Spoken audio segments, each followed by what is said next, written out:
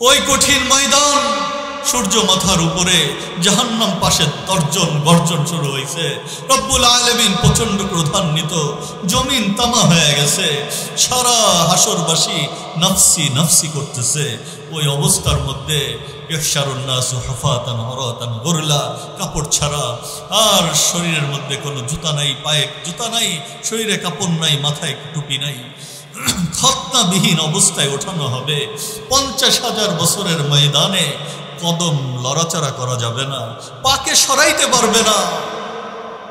এই ময়দানে আল্লাহ তাআলা 5টা প্রশ্নের যদি উত্তর কেউ না দিতে পারে, সে কদম নড়াইতে পারবে না। তার প্রথম প্রশ্ন হলো আন উমরিহি ফিমা আফনা, তার পুরো জীবনটা সে কিভাবে ব্যয় করছে। আল্লাহ তাআলা জিজ্ঞাসা করবেন, এক একটা মুহূর্তের হিসাব নেবেন আল্লাহ তাআলা, জীবন কোথায় ব্যয় করছো। আন শাবাবিহি ফিমা আবলা, যৌবনটা কোথায় ব্যয় করছো। গোল্ডেন পিরিয়ড অফ লাইফ, এই যৌবন তুমি কোথায় ব্যয় করলা। তুমি কি যুবক তোমার যৌবন কোন ফিল্মের হিরোর পেছনে ব্যয় করছো, কোন প্লেয়ার ইহুদি আর খ্রিস্টান, মেসি নেইমার থেকে শুরু করে জামানায় জামানায় যারা আসে, কেউ ইহুদি কেউ খ্রিস্টান, কেউ ফিলিস্তিনকে ধ্বংস করে দেয়, ওইটার সাপোর্টার, তুমি কি তাদের গোলামের মধ্যে তাদেরকে আইডল মনে করে যৌবনকে কাটায়া দিছো। তোমার চুলের কাটিংটা কার মতো করছো, তুমি কি কোনো নর্তকীর মতো করছো। তোমার চুলের কাটিং তুমি কার মতো করলা, তোমার পোশাকটা তুমি কার মতো পরলা। তুমি কি কখনো চিন্তা করেছো নবীর পোশাক কেমন ছিল। তুমি কি কখনো চিন্তা করেছো নবীর জামাটা কেমন ছিল। তুমি কি কখনো চিন্তা করেছো নবীর দাড়িটা কেমন ছিল। তুমি কি কখনো চিন্তা করেছো নবীর চলা কেমন ছিল, ফেরা কেমন ছিল। যুবতী, তুমি কার মতো নিজের জীবনটাকে কাটাইলে। অশ্লীলতার বেহায়াপনার সওদা করে বেড়ায়, ব্যবসা করে বেড়ায় যে সমস্ত নারী বিভিন্ন বাজারের পণ্য হয়ে গেছে, নিজের উলঙ্গ শরীরের মাধ্যমে নিজেকে যে পণ্য বানিয়ে নিয়েছে আর জাহান্নামের কীট হয়ে গেছে, তুমি কি তাকে নিজের আইডল মনে করো, নাকি আম্মাজান আয়েশাকে আইডল মনে করো, নাকি আম্মাজান খাদিজাকে আইডল মনে করো, নাকি হযরত ফাতেমাকে আইডল মনে করো, নাকি হযরত আসিয়াকে আইডল মনে করো, যারা নিজেদের জীবনকে দ্বীনের জন্য, ইসলামের জন্য উৎসর্গ করে দিচ্ছে। আজকে তুমি কার পেছনে চলো। যুবতী, যদি তুমি নর্তকীর পেছনে চলো, যুবতী যদি তুমি ফিল্মের কোনো হিরোইনের পেছনে চলো, যুবতী যদি তুমি হলিউড হোক, বলিউড হোক আর তামিল হোক, কোনো নায়িকাকে নিজের আইডল মনে করো, তুমি তো মনে করছো আমি তো সাকসেস হচ্ছি, আমার তো ফ্যান ফলোয়ার্স বাড়ছে, আমাকে তো জাতি আর জগৎ আর পুরা ওয়ার্ল্ড চিনছে। আমি তোমাকে বলে যাই, আল্লাহর নবী কিন্তু বলে গেছেন, তোমার চূড়ান্ত পরিণতির কথা সতর্ক হইতে হবে। মুসলিম শরীফের হাদিস, আল্লাহর হাবিব সাল্লাল্লাহু আলাইহি ওয়াসাল্লাম ইরশাদ করেন, সিনফানি মিন আহলিন নার, সিনফানি মিন আহলিন নার, আমার উম্মতের দুটো গ্রুপ আছে জাহান্নামী ঠিকানা, তাদের আর কোনো ঠিকানা নাই। কওমুন মাআহুম সিয়াতুন কাআজনাবিল বাকর, তার মধ্যে একটা দল হইল, এই দুই দলের কাউকে আমি দেখি নাই। নবী বলতেছেন যে এদেরকে আমি দেখি নাই, এরা আসে নাই এখনো। লাম আরাহুমা, প্রথম দল হলো কওমুন মাআহুম সিয়াতুন কাআজনাবিল বাকর, যাদের হাতে চাবুক থাকে, অস্ত্র থাকে, যারা ক্যাডার মানুষের উপরে নির্যাতন করে, অত্যাচার করে, চান্দা না দিলে তাদের থেকে তাদের উপরে হামলা করে বসে, হুমকি ধামকি এইগুলা দিয়ে বেড়ায়। আল্লাহ নবী বলেন এদের ঠিকানা হইল জাহান্নাম, এটা থেকে তারা বের হইতে পারবে না। দ্বিতীয় শ্রেণী হইল নিসাউন কাসিয়াতুন আরিয়াতুন মুমিলাতুন মাইলাত, ওই মেয়েরা যারা কাসিয়া, কাপড় পরছে, আরিয়া কিন্তু কাপড় পরার পরেও সে উলঙ্গ অবস্থায় আছে। ওই জামানায় 1400 বছর আগে নবী হয়তো বলছেন, কিন্তু চিন্তা করতেছিলেন হয়তো যেটা কিভাবে হয়েছে, অথবা আল্লাহ তাআলা বুঝাইয়া দিছেন, কিন্তু সাহাবারা বুঝতে পারছেন কতটুকু, সাহাবারা জানেন। আমাদের জন্য বোঝা যতটুকু সহজ, ওনাদের জন্য কিছুটা কঠিন ছিল। কাপড় পরে উলঙ্গ, এটা আবার কি? এখন আর সংজ্ঞা দেওয়া লাগে, এখন ব্যাখ্যা দেওয়া লাগে বলেন না। কাপড় না পরলেই ভালো ছিল, এমন পড়ছে যে না তাকায় উপায় নাই, তাকাইলে ইমান থাকে না। এরকম কাপড় মেয়েরা পরে। হাজী সাহেব বাবা বলে যে মেয়ে তো একটু আধুনিক, তো একটু পরবেই। যখন কেউ রিমাইন্ডার দেয় হাজী সাহেব মেয়ে তো বকে যাচ্ছে, আরে না তোমরা বুঝবা না, ও হলো আধুনিক, ইউনিভার্সিটিতে পড়ে তো এই জন্য। আল্লাহ নবী আধুনিক মেয়ের সম্পর্কে বলে দিছেন মুমিলাতুন মাইলাত। এই পোশাক কেন সে পরে, হিজাবকে কেন সে নেয় না, বোরকাকে কেন সে নেয় না? মুমিলাতুন মাইলাত, কারণ সে অন্যদেরকে নিজের দিকে আকৃষ্ট করে, অন্য ছেলেদেরকে নিজের দিকে অবৈধ সম্পর্কের দিকে আকৃষ্ট করে। মাইলাত, আর সে তাদের দিকে আকৃষ্ট হয়, তাদেরকে নিজের দিকে টানে, নিজে তাদের দিকে যায়। বেহায়াপনার বাজারকে সে গরম করার জন্য এই কাজটা করে। আল্লাহর নবী বলেন লাম ইয়াজিদনা রিহাল জান্নাহ লাম ইয়াদখুলনাল জান্নাহ, সে জান্নাতে প্রবেশ করতে পারবে না। ওয়ালাম ইয়াজিদনা রিহাহা, সে জান্নাতের ঘ্রাণও পাবে না। ওয়া ইন্না রিহাহা লাইউজাদু মিন মাসিরাতি কাযা ওয়া কাযা, আরে জান্নাতের ঘ্রাণ অনেক দূর থেকে পাওয়া যাবে। বুখারী শরীফের অন্য রিওয়ায়াতে আছে ওয়া ইন্না রিহাল জান্নাহ লাইউজাদু মিন মাসিরাতি 40 আমা, আরে জান্নাতের ঘ্রাণ তো 40 বছর দূরের রাস্তা থেকে পাওয়া যাবে। জান্নাতের ঘ্রাণ এত সুঘ্রাণময় জান্নাত, কিন্তু এই মেয়ে জান্নাতের ঘ্রাণও পাবে না। নাউযুবিল্লাহ। এই জন্য যুবক আর যুবতী, আমরা কাকে অনুসরণ করব, কার পেছনে ছুটব, এটা আমাদের নির্ধারণ করতে হবে। রাসূল সাল্লাল্লাহু আলাইহি ওয়াসাল্লামের থেকে সুন্দর দুনিয়াতে কেউ আসছে, রাসূল থেকে উত্তম কেউ দুনিয়াতে আসছে, রাসূল থেকে শ্রেষ্ঠ জগতে কেউ আসছে, রাসূল থেকে সুশ্রী কেউ জগতে আসছে, রাসূল থেকে বড় হৃদয় প্রশস্ত হৃদয়ওয়ালা জগতে কেউ আসছে, রাসূল থেকে উম্মতের জন্য যার যার কান্না করনেওয়ালা কেউ কি আসছে। আরে উম্মে মাহবাত তো নবীর হুলিয়া যখন বলতেছিলেন যে আল্লাহ নবীকে কেমন বানাইছেন, আজীব বর্ণনা দিয়েছেন, কত বলার সুযোগও নেই, সময় নেই। একটু নবীর চেহারা সম্পর্কে উম্মে মাহবাদের কথাটা একটু বলে যাই যে যুবক তুমি কার মতো নিজেকে বানাইতে চাও? আরে নবী তো এমন ছিলেন, রাআইতু রাজুলান যাহিরাল আদাআ আবলাজাল ওয়াজহি হাসানাল খালকি। উম্মে মাহবাদ এক গ্রাম্য মহিলা বলতেছেন যে আমি এমন একজন মানুষ দেখলাম, জাহিরাল আদাআ, চেহারা চমকাইতেছে চাঁদের মতো, আবলাজাল ওয়াজহি, উজ্জ্বল মোলায়েম সুন্দর সুশ্রী একজন মানুষকে দেখলাম, হাসানাল খালকি, দৈহিক গঠনের থেকে সুন্দর হইতে পারে না। লাম তুইবহু সুজলা ওয়ালাম তুজরি বিহি সালা লাম তাইবহু সুজলা, শরীরের কাঠামো এতটাই সুন্দর যে বেশিও না কমও না, মাথাটাও যতটুকু হওয়া দরকার, লম্বা যতটুকু হওয়া দরকার, স্বাভাবিকভাবে আতআলু মিনাল মারবু, স্বাভাবিক অবস্থা থেকে একটু বেশি, আবার বেশি লম্বাও না, তাদের থেকে কম। এরকম একজন ব্যক্তিকে আমি দেখলাম। এরকম একজন ব্যক্তি আসলো, ওয়াসিমুন কাসিম, মনে হইতেছিল কোনো মানুষ না, হয়তো কোনো ফেরেশতা কাপড় পরে চলে আসছে, অথবা 14 তারিখের পূর্ণিমার চাঁদ একটা শুভ্র পোশাক পরে দুনিয়ায় হাজির হয়ে গেছে।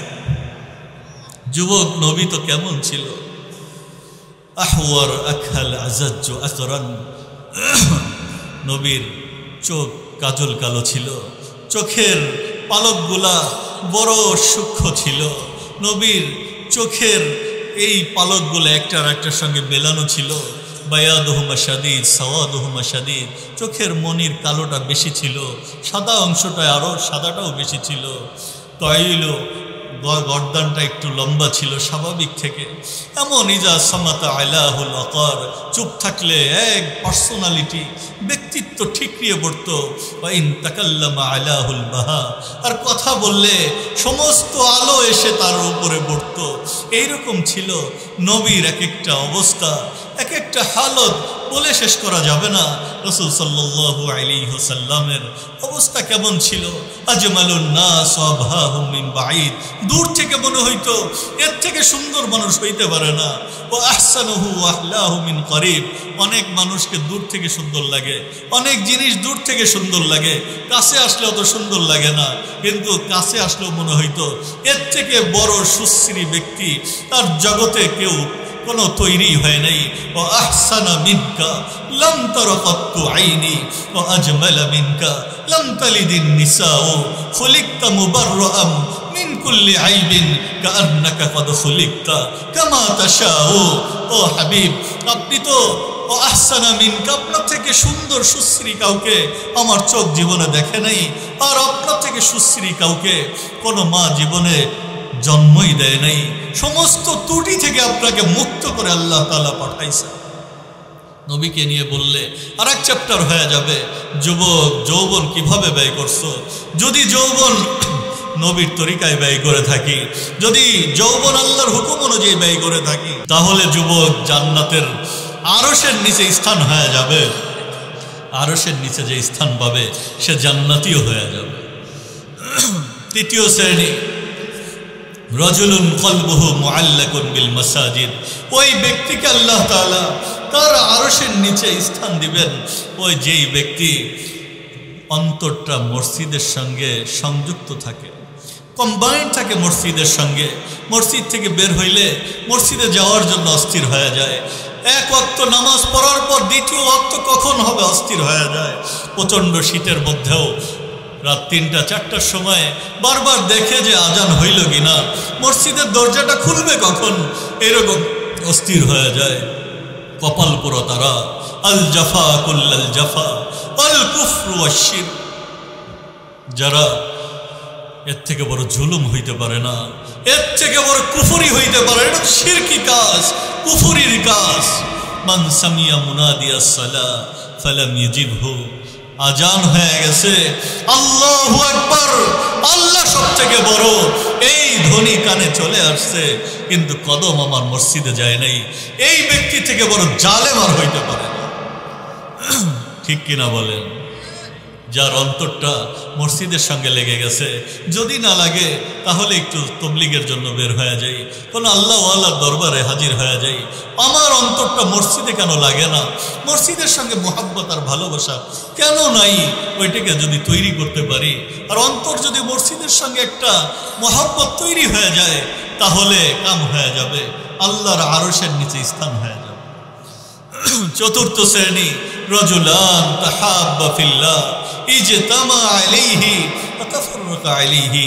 চতুর্থ শ্রেণী আমরাও হয়ে যাইতে পারি যে ওই দুই শ্রেণীর মানুষ যারা আল্লাহর জন্য একে অপরকে ভালোবাসে। আপনাদের সঙ্গে আমাদের মোহাব্বত ভালোবাসা স্রেফ কার জন্য? আল্লাহর জন্য। আপনারাও আসছেন কোরআনের কথা শুনতে, হাদিসের কথা শুনতে, আল্লাহর জন্য আসছেন, আমরাও আল্লাহর জন্যই আসছি।